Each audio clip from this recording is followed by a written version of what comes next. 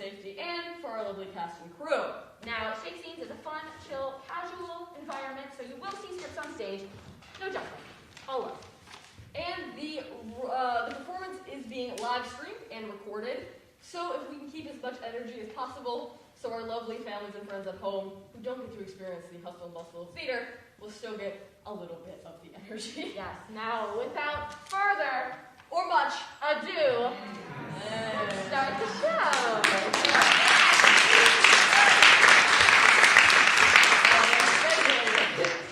We start with King Lear, Act 3, Scene 7. Now, stay with us. We're going to give you a brief synopsis, and this is kind of a heady one. Not too fast. Very furious. Very furious. Here's what it is. When you get older, you expect to be treated with respect, and when you raise your children, you want to be supported in your old age. Not here, in this dysfunctional royal family, well, where Reagan, King Lear's daughter, her husband Cornwall, and her sister Goneril reign. In the picture is Edmund, the scheming, illegitimate son of the Earl of Gloucester. Lear's loyal, old, bearded courtier. After Edmund betrays Gloucester, the unknowing Gloucester is captured for helping Lear escape to Dover while French army invades. Got that? What cruel punishments can you think of? Oops, that's not it. What will happen to Gloucester after Edmund casually leaves? What cruel punishments can you think of, and who would enjoy them? It's Reagan, Cornwall, and Goneril. You'll be surprised at their wrath. Right. And as an observer, I mean, would you even confront your boss or authority figure? I don't know about Andy. Yeah. Anyway, so this scene will be directed by Lisa Maganova. It is starring Annika Voorhees as Regan, Lauren Borowski as Oswald and Servant 1, Maya Boddock as Cornwall, Reed Cantrell as Edmund Gloucester, and Quan Ha as Goneril, Servant 2, and Servant 3. Enjoy the performance.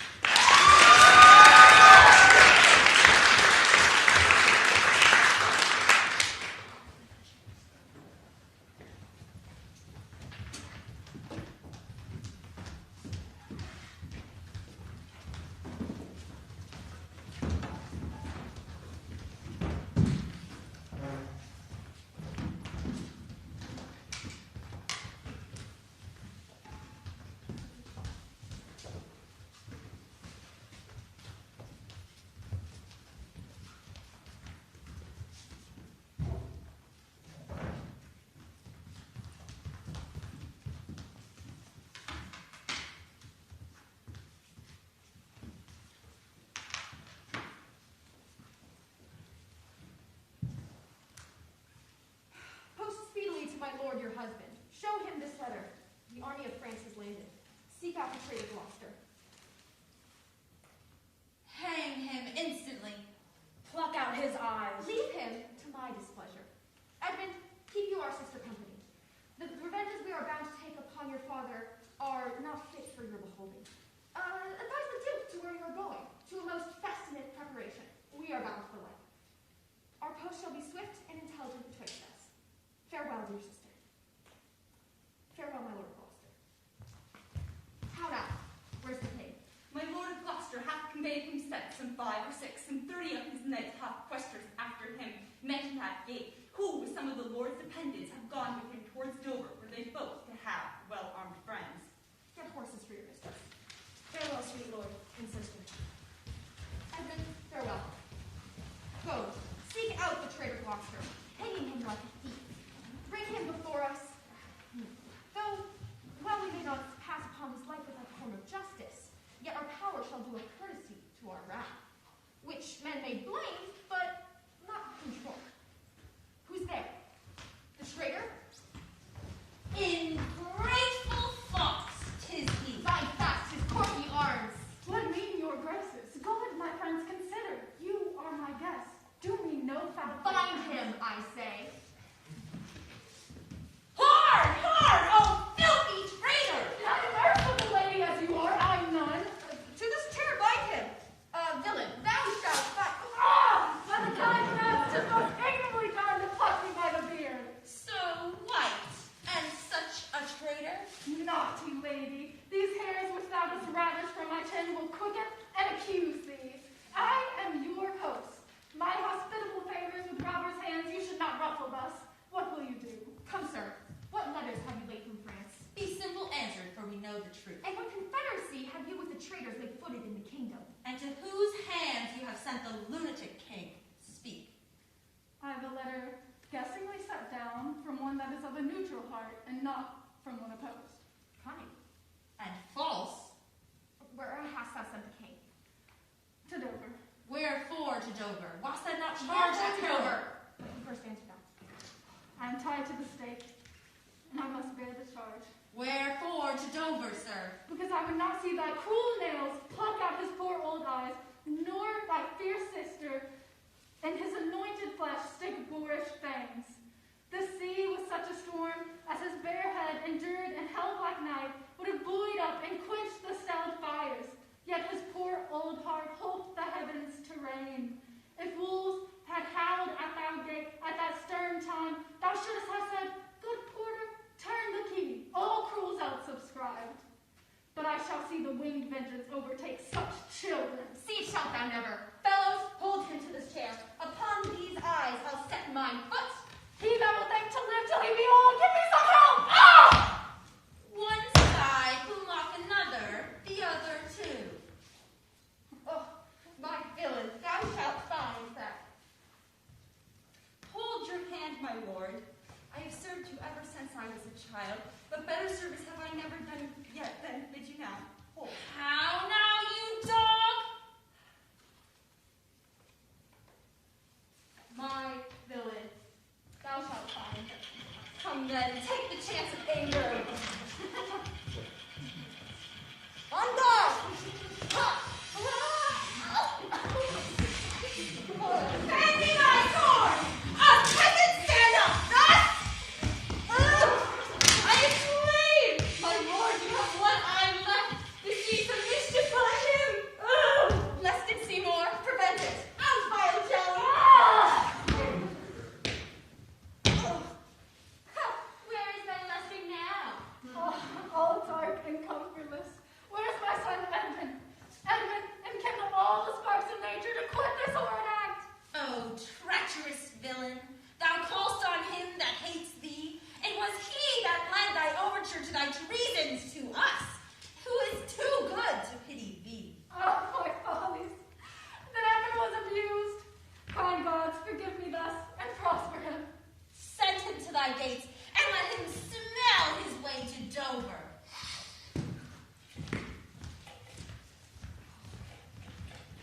Oh, my lord, how look thee? Oh, I have received a hurt. Follow me, earth. Now that I was young, throw this blade upon the Bible. Rigid, Edwin, haste.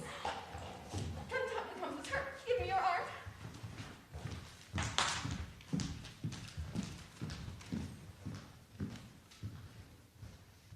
I'll never care what wickedness I do if this man come to good.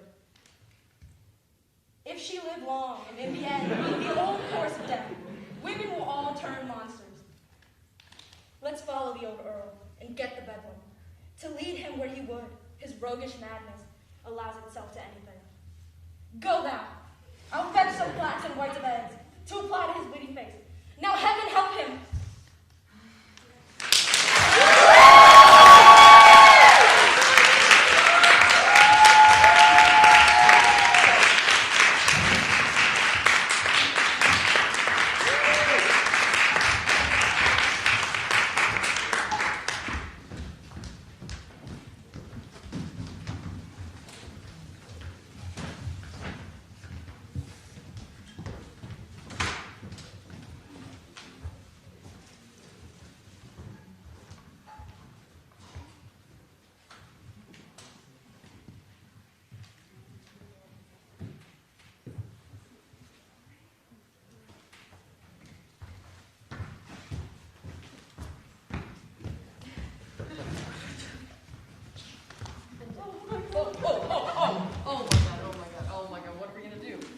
Well, we gotta get started. We gotta somehow fix this. You good to go? A Midsummer's Night's Dream. Perfect. Act 5, Scene 1. Oberon is the king of the fairies who's angry with his wife, Titania, because she refused to give up control of a young prince whom Oberon wants for a night. Just before this scene, two fairies, one The servant of the town and one of Oberon. met in the forest and discussed their master's hatred for each other. However, they are interrupted by Oberon and Titania, which is where we begin. This scene was directed by Maya Boddick, starring Maria Levitt as Demetrius Thisbe and Moonshine, Claire Schnatterbeck as Theseus and Pyramus. Ruhani Sharma as Hippolyta, Lysander, the Wall, and the Lion.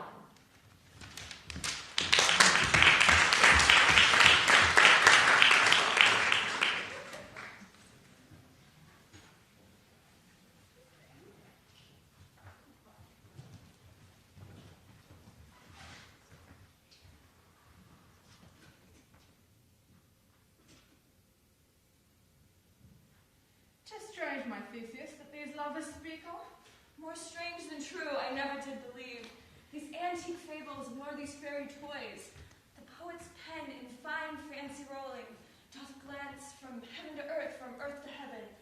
And as imagination bodies forth the forms of things unknown, the poet's pen turns them to shapes and gives to airy nothings a local habitation and a name.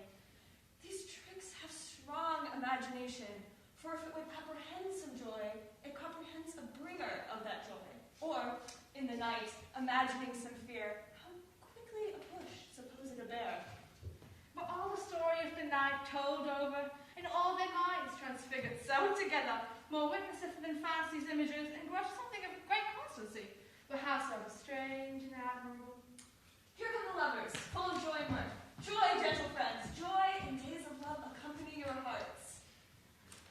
More than to us, wait in your royal walks, your royal bed, your royal board. Come now, what masks, what dances shall we have, to ease the anguish of a torturing hour between our after-supper and our bedtime? What revels are at hand? Is there no play to ease the anguish of that torturing hour? Come, Demetrius. Here, mighty Theseus. What revels have you for us this evening? There is a brief how many sports are right. Take choice of which your highness will see first. The battle of the Centaurs, to be sung by an Athenian eunuch to the harp. Will none of that. That I have told my love in glory of my kinsman Hercules. The thrice three muses mourning for the death of learning, late deceased in beggary. That is some satire, keen and critical, not sorting for a nuptial ceremony. A tedious brief scene of young Pyramus and his love Thisbe, very tragical mirth. Merry and tragical, tedious and brief, that is hot ice and wondrous strange snow. What shall we find the concord of this discord? There is a play, my lord, some 10 words long, which is as brief as I have known to play. But by 10 words, my lord, it is too long, which makes it tedious. For in that play there is not one word out, one player fitted. And tragical, my noble lord, it is. For Pyramus doth kill himself, which, when I saw her, I must confess, made mine eyes water. But more merry tears the passion of loud laughter never shed. I will hear that play, for never anything can be amiss when simpleness and duty tender it. Go. Bring them in. Ladies, take your places.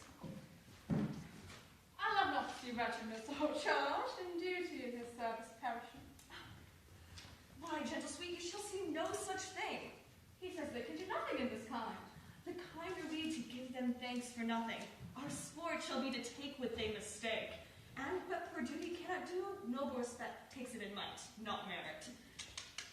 So please your grace, the prologue is just. Let him approach.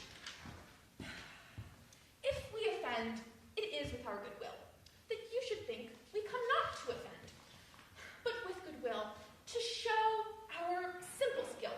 That is the true beginning of our end. Consider then we come but in despite. We do not come as minding to contest you. Our true intent is, all for your delight, we are not here. That you should here repent you, the actors are at hand, and by their show you shall know all that you are like to know. This fellow doth not stand upon points. He hath rid his crawl like a rough coat. He knows not to stop. And good moral, my lord, it is not enough to speak, but to speak true. Indeed, he hath been on his prologue a charge, or recorder, a sound, but not a government. His speech was like a tangled chain, nothing impaired but all disordered. Who is next? Gentles, perchance you wonder at this show, but wonder on till truth make all things plain. This man is Pyramus. If you would know, this beauteous lady Thisbe is certain. This man with lime and rough cast lovers sunder, and through walls chain poor souls, they are content to whisper, at which let no man wonder. This man, with lantern, dog, and bush of thorn, presenteth moonshine, for, if you will know, by moonshine did these lovers think to scorn, to be at Midas' tomb. There to woo this grisly beast, which Lion had by name, the trusty Thisbe coming first by night to scare away, or rather did fright, and as she fled her mantle she did fall, which Lion vile with bloody mouth did stain. Anon comes Pyramus, sweet youth and tall, and finds his trusty Thisbe's mantle slain, whereat with bloody blameful blade, whereat he bravely broached his boiling bloody breast, and Thisbe, tarrying in mulberry shade, his dagger drew and died.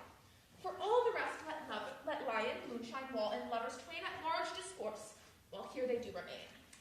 I wonder if Lion be to speak. Wonder not, my lord. One Lion may, when many asks to. In this same interlude it doth befall that I, one Snout by name, present a wall, and such a wall as I would have you think that had in it a cranny hole a chink, through which the lovers, Pyramus and Thisbe, did whisper often very secretly, and this, the cranny is, right and sinister, through which the fearful lovers are to whisper. Would you desire Lime and Hair to speak better? It is the wittiest partition that ever I heard discourse, my lord. Pyramus draws near the wall. Silence! O grim looked night! O night so hue so black! O night which ever art when day is not! O night! Alack, alack, alack! I fear my Thisbe's promises forgot. And thou, O wall, O sweet, O lovely wall, that standeth between her father's ground and mine, thou wall, O sweet and lovely wall, show me thy cheek to blink through with mine eye. Thanks, courteous wall. Jove shield thee well for this. But what see I? No Thisbe do I see. O wicked wall, through whom I see no bliss, curse thy stones for thus betraying me. The wall, methinks, being sensible, should curse again. No, in truth he should not.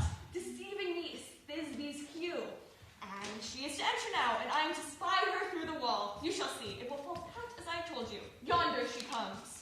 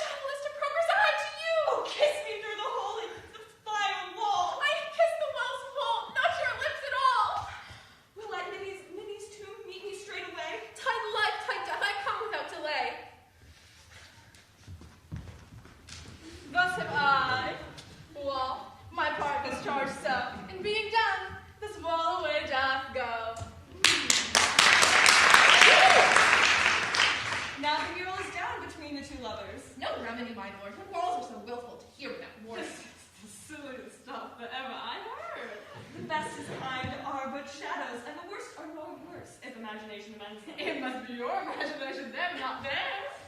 If we imagine no worse of them than they of themselves, then they may pass for excellent men. Here come two noble beasts, then, a man and a lion.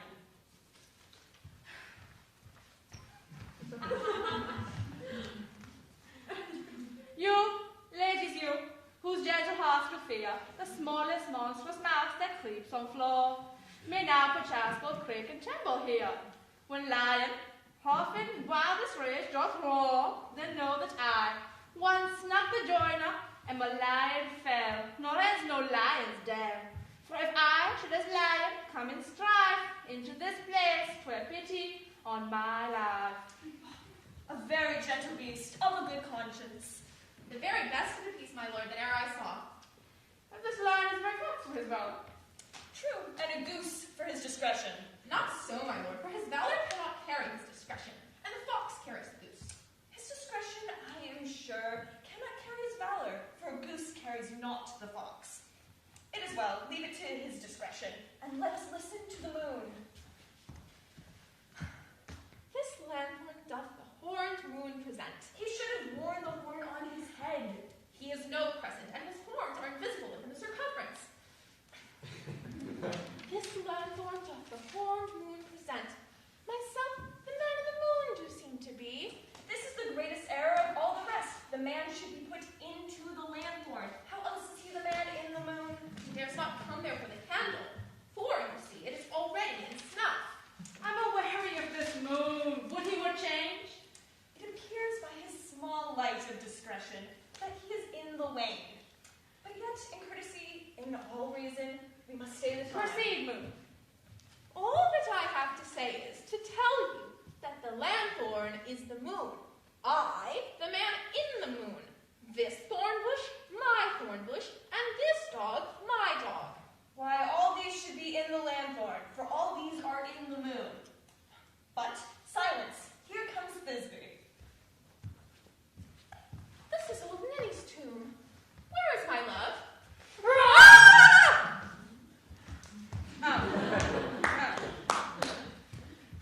Well roared, lion. Well run, Thisbe. Wash out, moon. Try the moonshine for the good grace.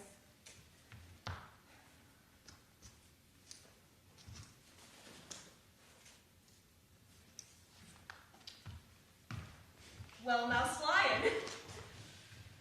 And so the lion vanished. And then came Pyramus. Sweet moon, I thank thee for thy sunny beams. I thank thee, moon, for shining now so bright. For by thy gracious golden glitter gleams, I thus to take my truest Thisbe's sight. But stay, poor knight of spite, but mark, poor knight, what dreadful dole is here. Eyes do you see, how can this be? O dainty duck, oh dear. Thy mantle's good, but stained with blood. Approach ye furies fell. O fates, come, come. Cut, thread, and thrum, quill, crush, conclude, and quell. This passion, the death of a dear friend would go near to make any man look sad. Ah, beshrew my heart. But I do pity This man. Oh, wherefore nature didst thou lion's frame, since lion vile hath here deflowered my dear, which is, no, which was the fairest dame, that lived, that loved, that liked, that looked, that with cheer. Come, tears, confound. Out sword! And wound the pack of Pyramus, I the left pack, where heart doth hop. Ah! Thus die I, thus. Now I am dead, now I am fled. My soul is in the sky. Tongue, loose thy light. Moon, take thy flight. Now die. With the help of a surgeon, he might yet recover and prove an ass. How chance! Moonshine's gone for Disney comes back and finds her lover. She will find him by starlight. Here she comes, and her passion ends the play. Methinks she should not use a long one with his Pyramus. I hope she will be brief. asleep, my love. What? Dead, my dove? Oh, Pyramus, arise! Arise! Dead. A tomb must cover thy sweet lips. These my cherry lips. This cherry nose. These yellow cowslip cheeks are gone. Are gone. Lovers, make moan. His eyes were green as leeks. Oh, sisters, three, come.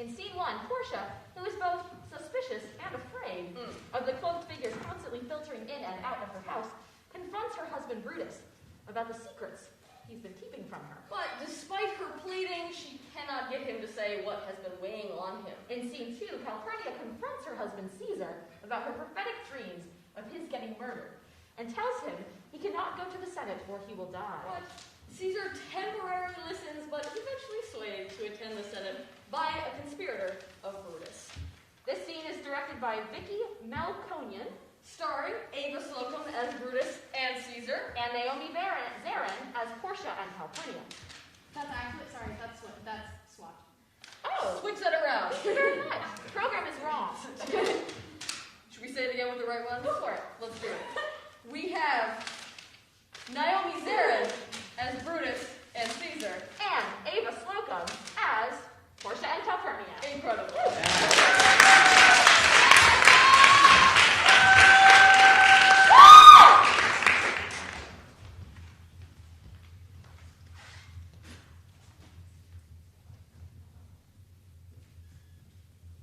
Brutus, my lord! Portia, what mean you? Wherefore rise you now? It is not for your health thus to commit your weak condition to the raw, cold morning. Nor for yours either. You've ungently, Brutus, stole from my bed.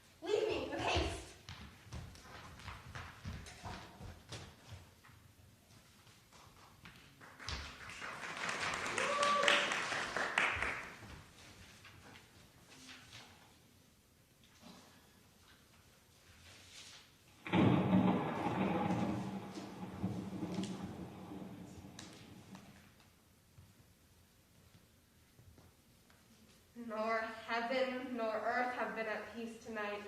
Thrice hath Calpurnia in her sleep cried out, Help, how they murder Caesar! Who's within? My lord, Go bid the priests do present sacrifice and bring me their opinions of success.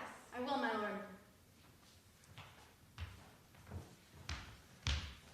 What mean you, Caesar? Think you to walk forth? You shall not stir out of your house today. Caesar shall forth. The things that threaten me ne'er looked but on my back. When they shall see the face of Caesar, they are vanished. Caesar, I never stood on ceremonies, yet now they fright me. There is one within, besides the things that we have heard and seen, recounts most horrid sights seen by the watch. A lioness hath whelped in the streets, and braves have yawned and yielded up their dead. Fierce, fiery warriors fought upon the clouds, in ranks and squadrons in right form of war, which drizzles blood upon the capital. The noise of battle hurtled in the air. Horses did neigh, and dying men did groan. And ghosts did shriek and squeal about the streets. Oh, Caesar! These things are beyond all use, and I do fear them. What can be avoided whose end is purposed by the mighty gods? Yet Caesar shall go forth, for these predictions are to the world in general as to Caesar. When beggars die, there are no comets seen. The heavens themselves blaze forth the death of princes. Cowards die many times before their deaths. The valiant never taste of death but once. Of all the wonders that I yet have heard, it seems to me most strange that men should fear, seeing that death, a necessary end, will come when it will come. What say the augurers? They would not have you to stir forth today. Plucking the entrails of an offering forth, they could not find a heart within the beast. The gods do this in shame of cowardice. Caesar should be a beast without a heart if he should stay at home today for fear. No, Caesar shall not. Danger knows full well that Caesar is more dangerous than he. We are two lions littered in one day, and I, the elder and more terrible.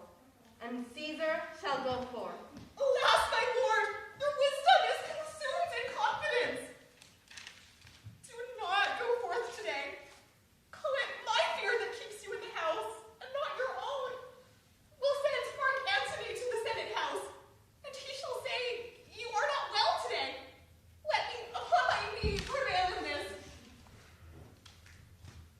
Mark Antony shall say, I am not well, and for thy humor, I will stay at home.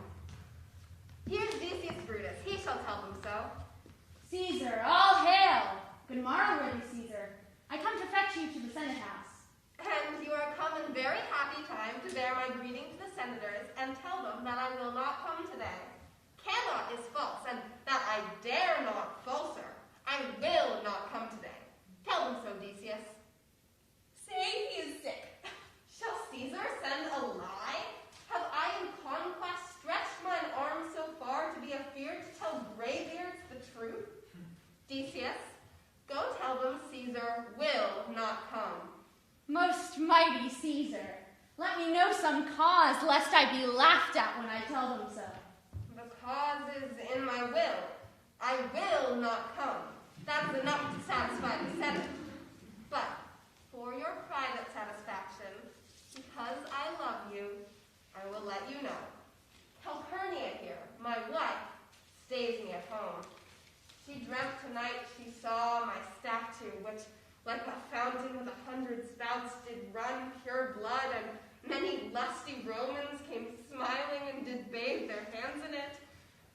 And these does she apply for warnings and portents and evils imminent, and on her knee hath begged that I will stay at home today. This dream is all misinterpreted. It was a vision fair and fortunate. Your statue, spouting blood in many pipes in which so many smiling Romans bathed, signifies that from you great Rome shall suck reviving blood, and that great men shall press for tinctures, stains, relics, and cognizance. This, by Calpurnia's dream, is signified. And this way have you well expounded it.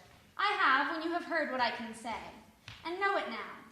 The Senate have concluded to give this day a crown to mighty Caesar. If you shall send word that you will not come, their minds may change.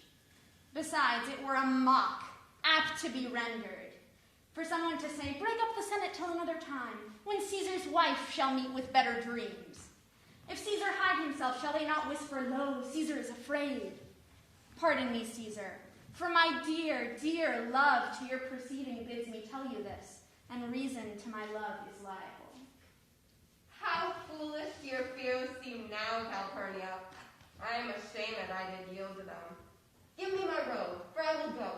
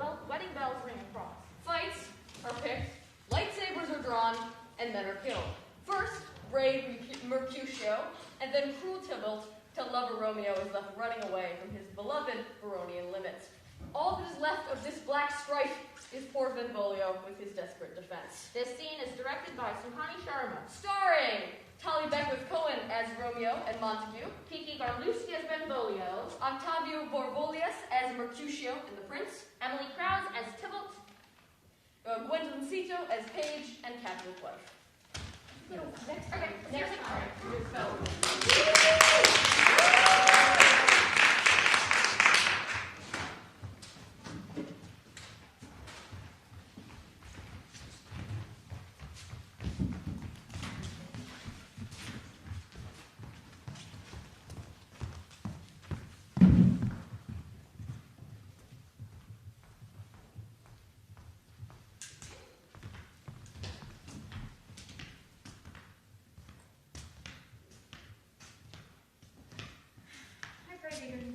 Let's retire.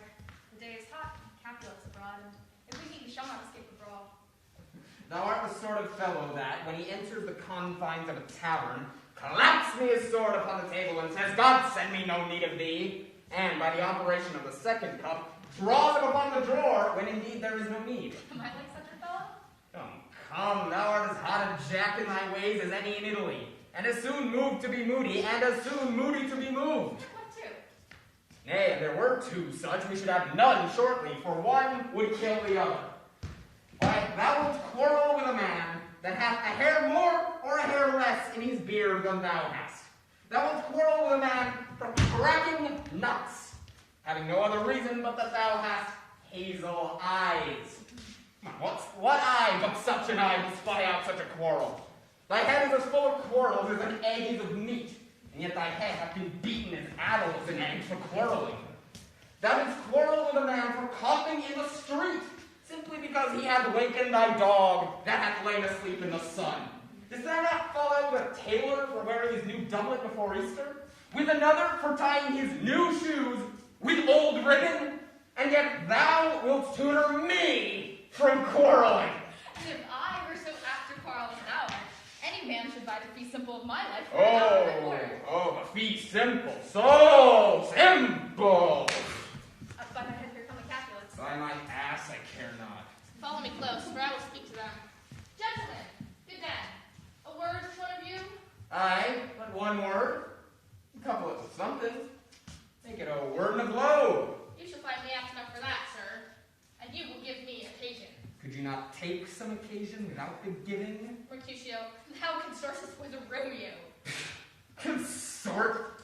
What, dost thou make us minstrels? Oh, and if thou make us minstrels, look to hear nothing but discord. Here's my fiddlestick. Here's that to link to dance. Sounds consort. We talk in the public haunt of men. Either withdraw into some private place and reason boldly unto your grievances, or else depart.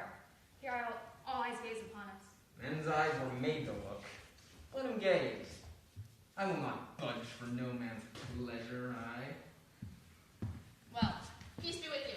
Here comes my man. But I'll be hanged, sir, if you wear your livery. Oh, marry, go to field, he'll be your follower. Your worship, in that sense, may call him man. Romeo, The love I bear thee can afford no better term than this. Thou art a villain.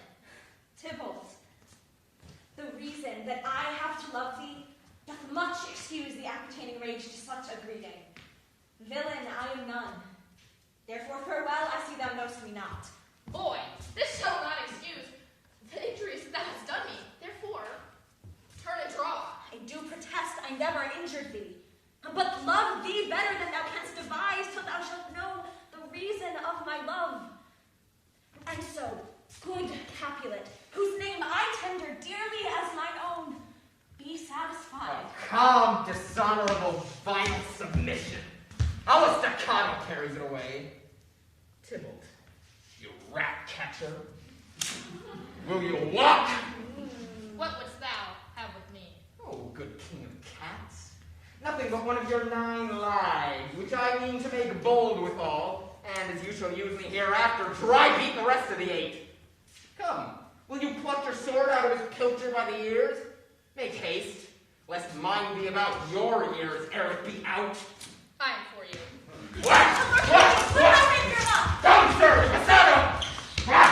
Benvolio, throw me down their weapons!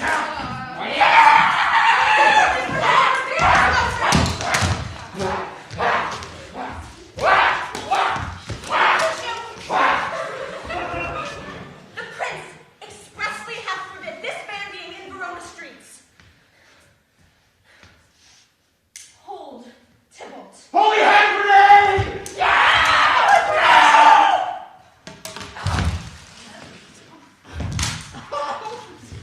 I'm hurt. Plague up both your houses. I'm sped. Is he gone and hath nothing? Oh, what are they? Are they hurt? I scratch. Oh, Mary, it's enough. Where's my page? Go, villain! Fetch a surgeon! Courage, man, the hurt cannot be much. No. It's not as well. Or wife's church door. But 'tis enough. So serve. Ask for me tomorrow, and you shall find me a great man. Untempered, unborn for this world. A plague on both your houses! Sounds, a dog, a rat, a mouse, a cat, scratch a man to death. A braggart, a rogue, a villain, who fights by the book of arithmetic. Why the devil came in between us? I was hurt under your arm. I thought all for the best. Get me into a house, Benvolio. I shall faint. A plague on both your houses! They've laid worms meat of me! My cat. Sound to your houses!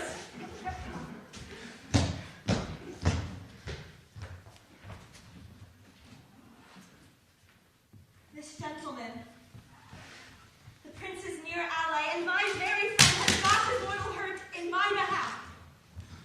My reputation stained with Tybalt's slander. Tybalt, that but an hour has been my kinsman. Oh, sweet Juliet, thy love hath made me effeminate, and in thy temper softened valor's steel. Oh, Romeo. Great Mercutio is dead. That gallant spirit that hath aspired the clouds, and to untimely did scorn the earth. This day's black fate on more days doth depend. This but concludes the woe, others must end. Here comes the furious Tybalt again. Alive in triumph and Mercutio slain. Away to heaven, respective lenity, and fire-eyed fury be my conduct now. Now, Tybalt, take the villain back again that late thou gavest me. For Mercutio's soul is but a little way above our heads, waiting for thine to keep him company. Either thou, or I, or both must go with him.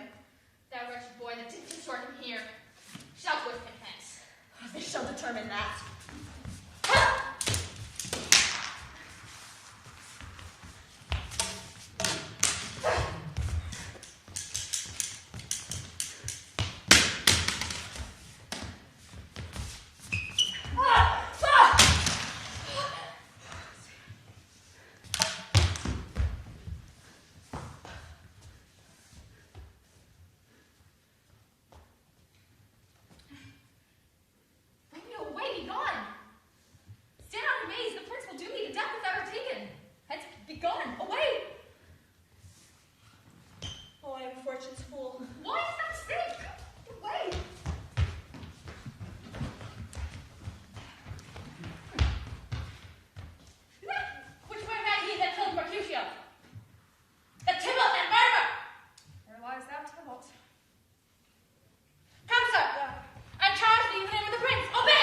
Where are the vile beginners of this fray? Oh, noble prince, I can discover all the unlucky manage of this fatal brawl.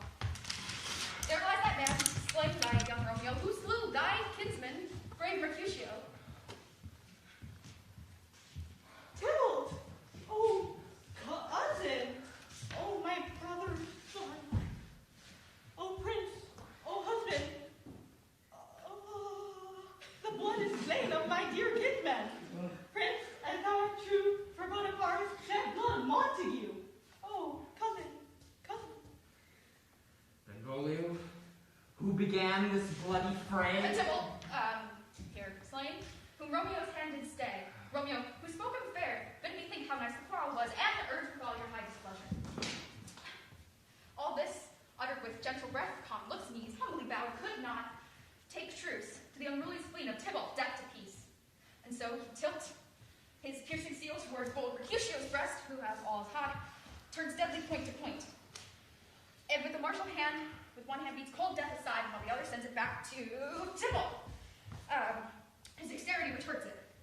Romeo, he cries aloud, "Hold, friends, part!" And swifter than his agile tongue beats down their fatal points. And twixt them rushes, underneath whose arm the enemy thrust from Tybalt hits the life of stout Mercutio. And then Tybalt fled. But by and by came back to Romeo, who hadn't but newly entertained revenge, and to it they went like lightning, and ere I could try to part them, was stout Tybalt slain.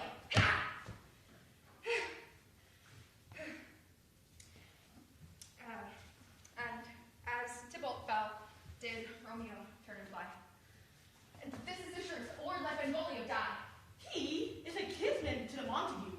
Affection makes him fall, he speaks not true. Some 20 men fought in this black strife, and all those 20 could but kill one life. I think for justice, the shall prince must give. Romeo slew Tybalt, Romeo must not live. Romeo slew Tybalt. He slew Mercutio. Who now the price of my dear blood doth owe? Not Romeo, prince, he was Mercutio's friend. This his fault but concludes what the law must end, Tybalt's death. For that offense, immediately we do exile him hence. I have an interest in your heart's proceedings. My blood for your rude brawls doth lie bleeding, but I will mercy you with so strong a fine that you shall all repent this loss of mine. I will be deaf to pleading and excuses, nor tears nor prayers shall suffer out abuses, therefore use none. Let Romeo hence in haste, else when he is found, that hour is his last. Bear hence this body and attend our will. Mercy, but murders, pardoning those that kill.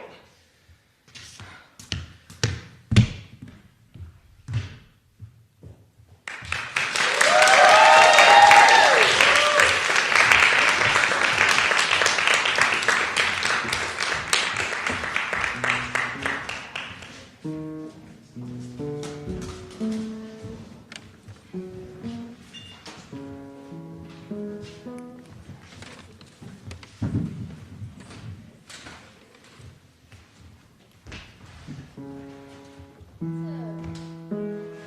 down a little.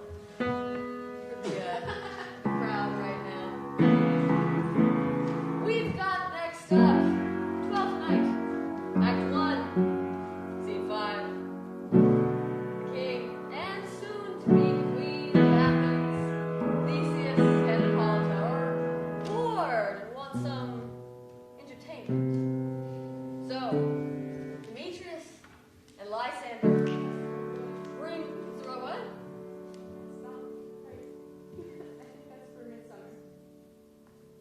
Okay, well.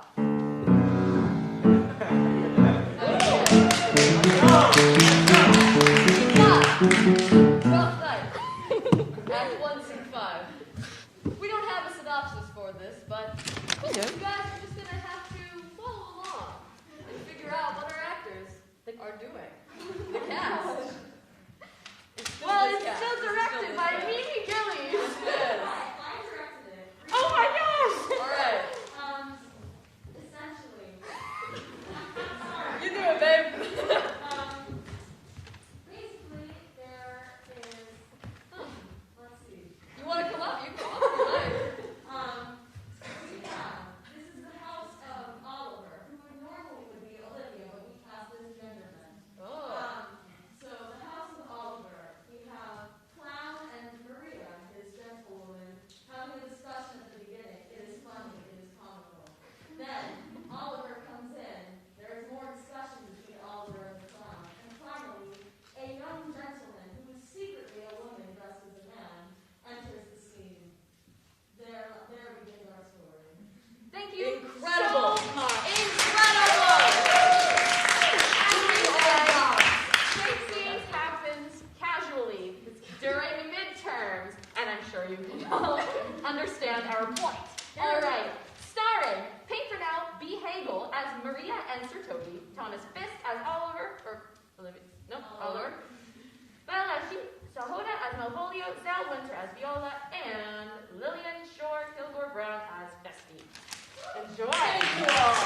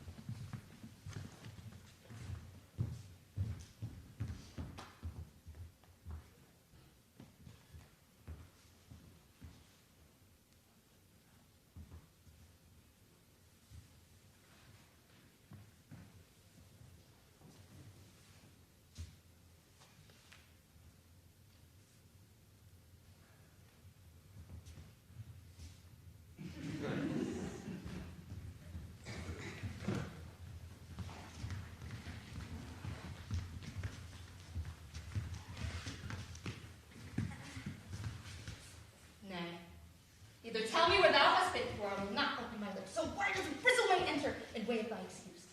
My lord will hang thee for thy absence. Let him hang me. A man who is well hanged in this world needs to fear no colors. Make that good. We shall see none to fear. A good Lenten answer. I can tell thee where that saying was born of, I fear no colors. Where, good Mistress Mary? In the wars. Now may you be bold to say your foolery. Well, God gives them wisdom to have it, and those that are fools, let them use their talents. Yet you will be hanged for being so long absent, or to be turned away. Is that not as good as a hanging to you?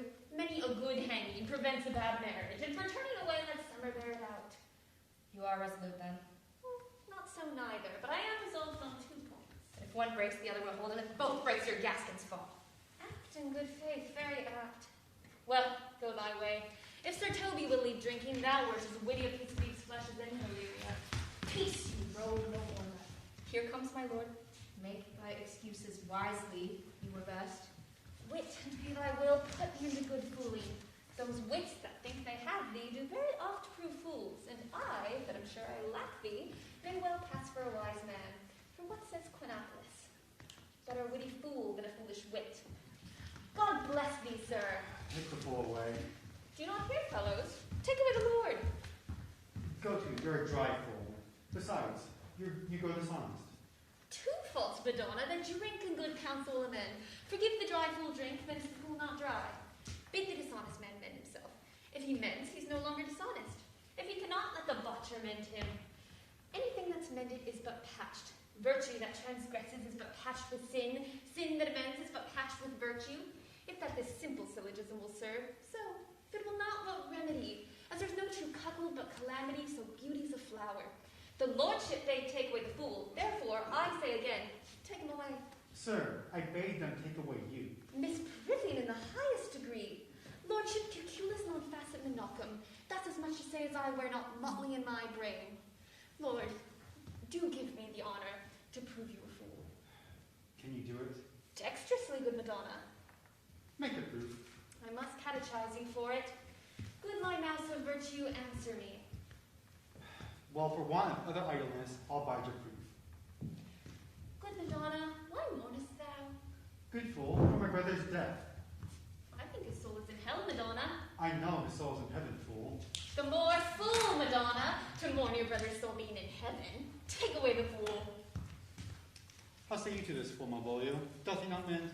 Yes, and shall do till the pangs of death shake him. Infirmity, that which decay the wise, ever doth make the better fool. God send you, sir, speedy infirmity for the better increasing your folly. This servant of yours is just despicable. What say you to that, Malvolio? I marvel your lordship takes such delight in such a barren rascal. I saw him put down the other day with an ordinary fool with no much more a brain than a stone. Look you now, he's off his guard already. Unless you laugh and minister occasion to him, he is gagged. I protest, I take these wise men that crow at these sorts of fools no better than the fool Zades. You are sick with self-love, Malvolio, and with the taste of distempered appetite. There is no railing in a loud fool. There is no silence in a loud fool, though he do nothing but rail, and no railing in a non-discreet man, though he do nothing but reprove. Now, Mercury, and do thee with leasing, for thou speakest well of fools. Sir! Who is at the gate? A young gentleman. Much desires to speak with you. From the Countess Orsino, is it? I know not. 'Tis a fair, young gentleman, and well-tended. Who of my people hold him in delay? Sir Toby, your kinsman. Fetch him off. He speaks nothing but madmen. Fee on him. Go you to the gates, Malvolio. If it be a suit from the Countess, tell him I am sick, or not home. Whatever you will to dismiss it. Now you, sir, see how your fooling grows old? Thou hast spoken for us, Madonna, as if thy eldest son should be a fool. Now, for here comes one of thy own who does both weep by honor. By my honor, half drunk. Hey! Who is he at the gate? Gentleman. Gentleman. What gentleman? 'Tis a gentleman here. A plague on these pickle herrings. How now, son? Good Sir Toby. Cousin, how do you come so early by this lethargy? Lechery! I defy lechery! There's one at the gate. I am married. What is he? Let him be the devil and he will. I know not. Give me faith, say I. Well, it's all one.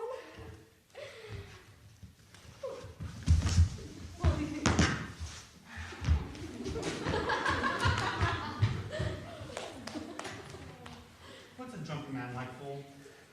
Like a drowned man, a fool and a madman.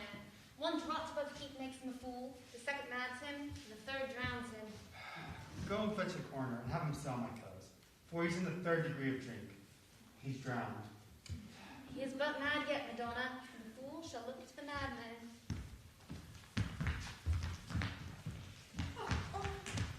Sir, young fellow swears he will speak with you.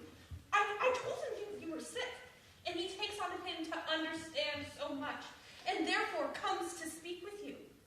I told him you were asleep, and he seems to have a foreknowledge of that too, and therefore comes to speak with you. What is to be said to him, Lord? He's fortified against any denial. Tell him to not speak with me. He has been told so, and he says he'll stand at your door like a sheriff's post and be a supporter to a bench, but he will speak with you. What kind of man is he? Why, of mankind. What manner of man? Of a very ill manner. He will speak with you, will you or no? Of what personage and years is he? Not yet old enough for a man, nor young enough for a boy. 'Tis a squash before 'tis a pea's cod, or by cooling when 'tis almost an apple. 'Tis with him in standing water between boy and man. He is very well favored, and speaks very shrewishly.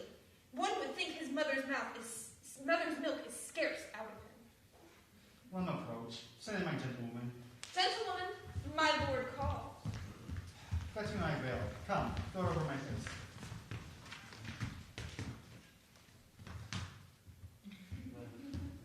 We shall hear our signals at this eve.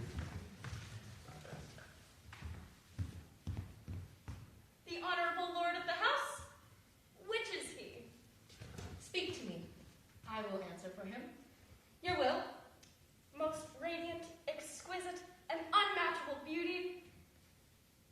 I pray you, tell me if this be the lord of the house, for I never saw him. I would be loath to cast away my speech, for besides that it is excellently well penned, I have taken great pains to con it. Good beauties, let me sustain no scorn. I am very comfortable, even to the least sinister usage. Whence came you, sir? I can say little more than I've studied, and that question's out of my part. Give me modest assurance, if you be the lord of the house, that I may proceed in my speech. Are you a comedian? No, my profound heart. And yet, by the very fangs of malice I swear, I am not that I play. Are you the lord of the house? If I do not usurp myself, I am. Most certain, if you are he, you do usurp yourself. For what is yours to bestow is not yours to reserve. But I am from my commission.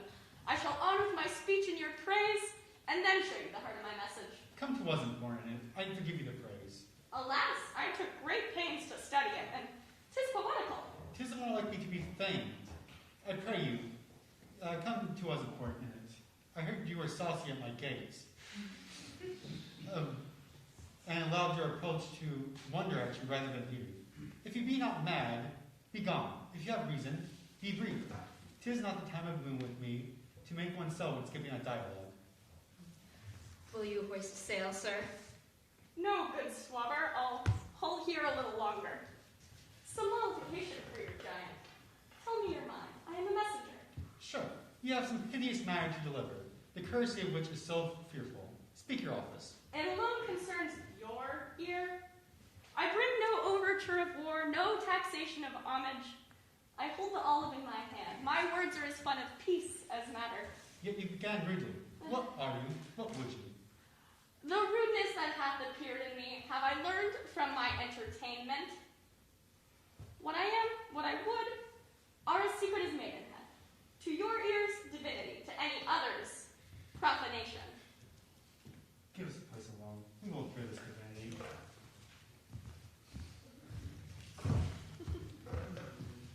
Now, sir, what is your text? Most sweet Lord, A most comfortable doctrine, and much can be said of it. Where lies your text? in Orsino's bosom. Oh, in her bosom! In what chapter of her bosom? To answer by the method, in the first of her heart. Oh, I have read it. It is heresy. Have you no more to say? Good sir, let me see your face. Have you any commission from your lady to negotiate with my face? You are now your text. But we shall draw the curtain and show you the picture. Look you, sir, such a one I was this present. Is it not well done? Excellently done. God did all. 'Tis in grain, sir, to endure wind and weather.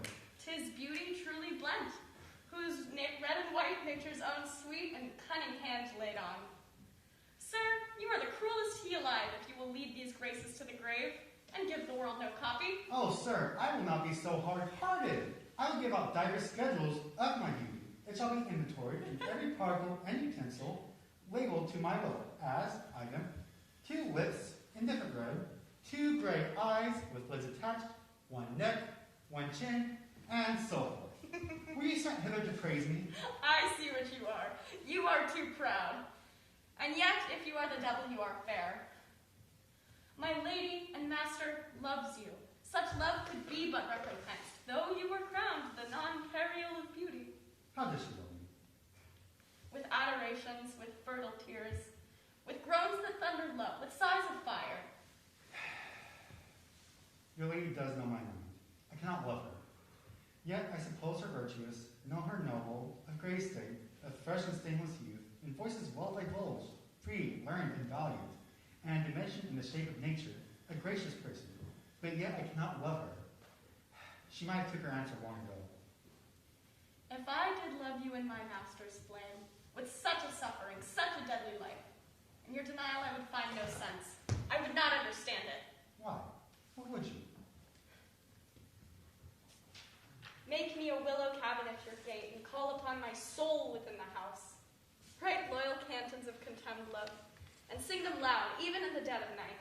Halloo your name to the reverberant hills, and make the babbling gossip of the air cry out, Oliver!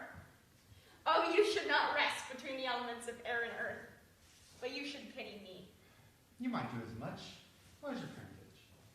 Both my fortunes, yet my state as well. I am a gentleman. Get you to your lady. I cannot love her, and have her send no more, unless perchance you may come again to tell me how she takes it.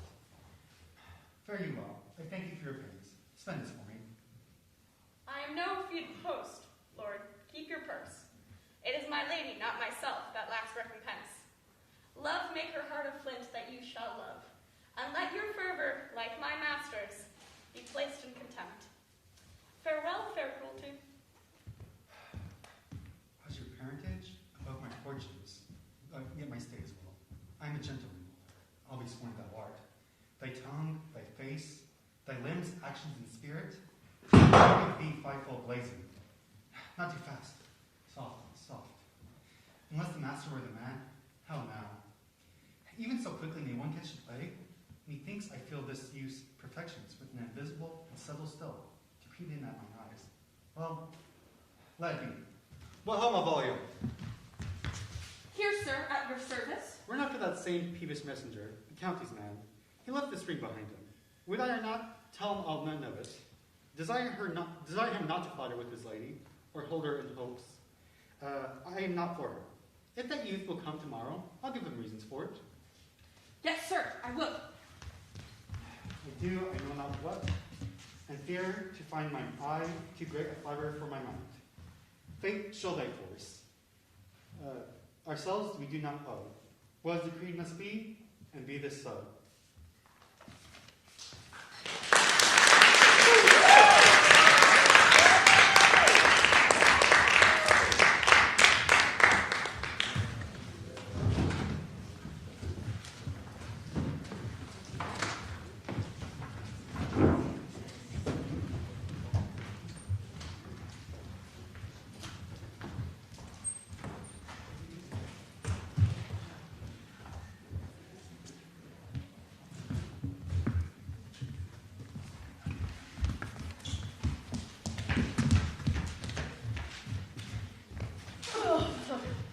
You know what, folks? It's been a long, fast, furious night. Can I get a vroom vroom? Thank you. Can I get a beep beep? Beep. Yeah. One might even say it's a long 12th night. This is Act 2, Scene 5, and this better be the right beep scene. Maria, Sir Toby, and Sir Andrew have had it with the condescending treatment they have received from Malvolio, the stuck-up the coolest enforcer for the the local queen, Olivia. Knowing that he has a bit of a hard-on for his boss, Maria, a servant of Olivia's, forges a letter in her employer's handwriting that pretends to profess her love for Malvolio, and plants it where she knows he will find it. Toby, Olivia's pretty animal doofus uncle, and Andrew, another doofus noble, staying at Olivia's palace, are in on the conspiracy and spy on Malvolio reading the letter. Laugh along with them, as Malvolio thinks his wildest dreams have finally come true. This scene is directed by Octavio Borbulius, starring Rosalind Jewett as Malvolio, Casey Friedman as Sir Toby Belch, Abhishek Dotwe as Sir Andrew and Fabian, and Monroe Lemaire as Maria.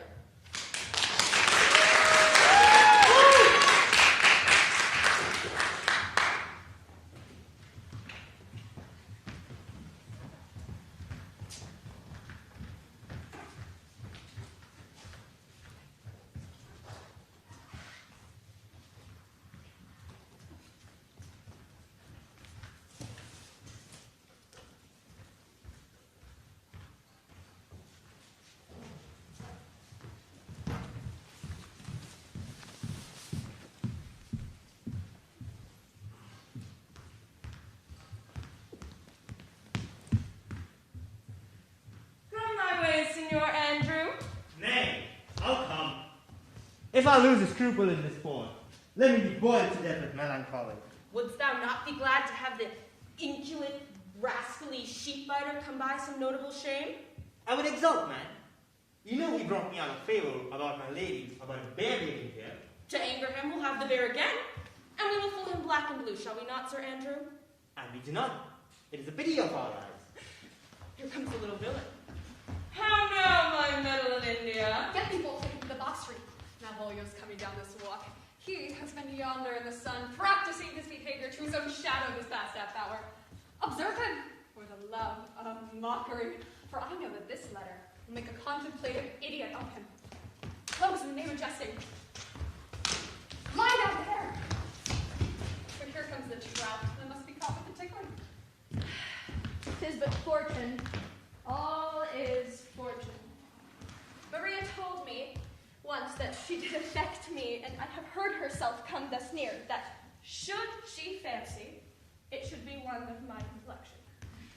Besides, she uses me with a more exalted respect than anyone else that follows her.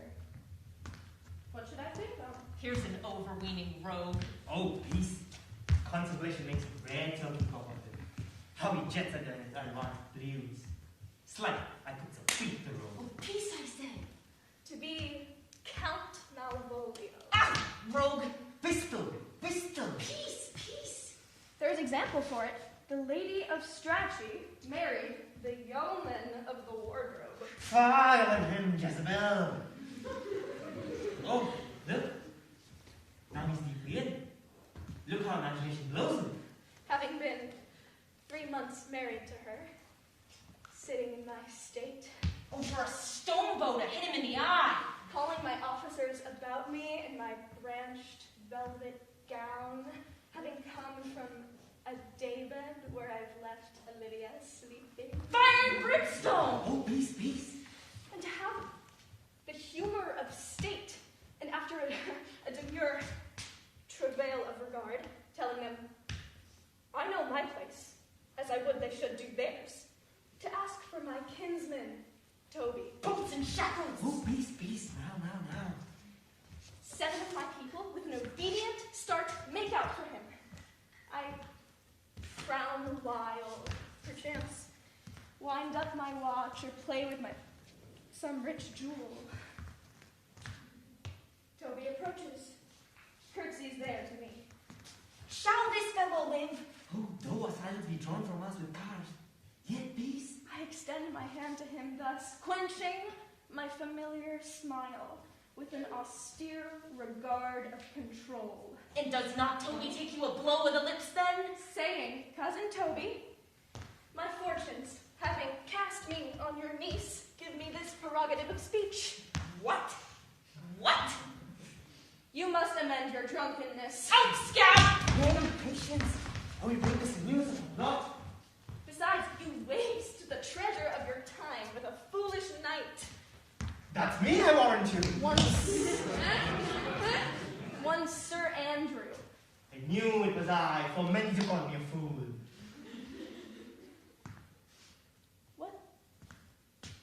What employment have we here? Ah, now is the good company of the gin. Peace and let the spirits of humor's intimate reading aloud to him.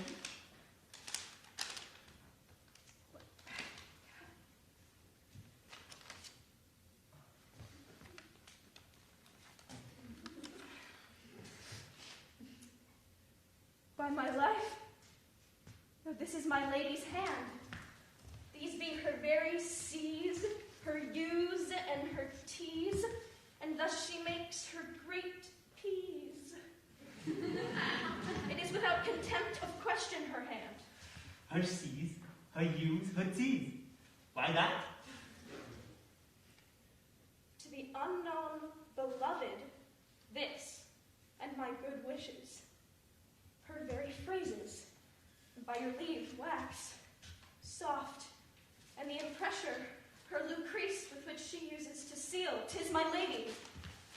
To whom should this be? This Windsor, liver and all. Jove knows I love, but who? Lips do not move, no man must know. No man must know. What follows? The numbers altered. No man must know. If this should be thee, Malvolio, Mary Hayley, Brock. I may commend where I adore, but silent like a lucrece knife, with bloodless stroke my heart doth gore. M-O-A-I doth sway my life. A fussy riddle. Excellent wife, say I. M-O-A-I doth sway my life? Nay, but first let me see. What dish of poison has she dressed in? And with what wing the Staniel checks in it? I may commend where I adore. Why, she may commend me. I'm her servant. She's my lady. Why, this is obvious to anyone that there is no obstruction in this. and the end. What should that alphabetical position portend? If I could make that resemble something in me.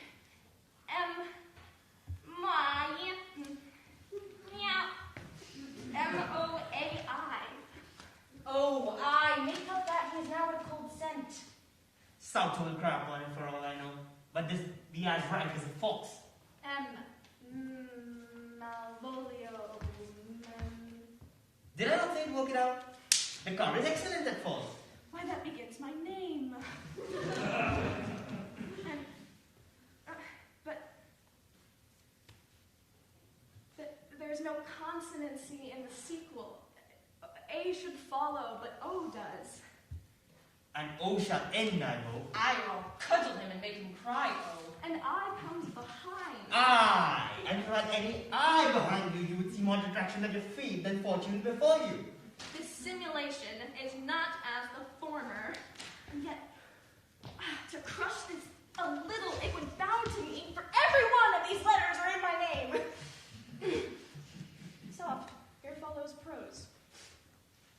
If this fall into thy hand, resolve. In my stars I am above thee, but be not afraid of greatness. Some are born great, some achieve greatness, and some have greatness thrust upon them. Thy fates open their hands, let thy blood and spirit embrace them, and to inure thyself to what thou art like to be, cast thy humble slough, and appear fresh. Be opposite with a kinsman, surely with servants. Let thy tongue tang arguments of state. Put thyself into the trick of singularity. Some thus advises thee that sighs for thee. Remember who commended thy yellow stockings and wished to see thee ever cross-gartered. I say remember. Go to, thou art made if thou desirest to be so. If not, let me see thee a steward still, the fellow of servants, and not worthy to touch fortune's fingers. Farewell, she that would alter services with thee, the fortunate unhappy.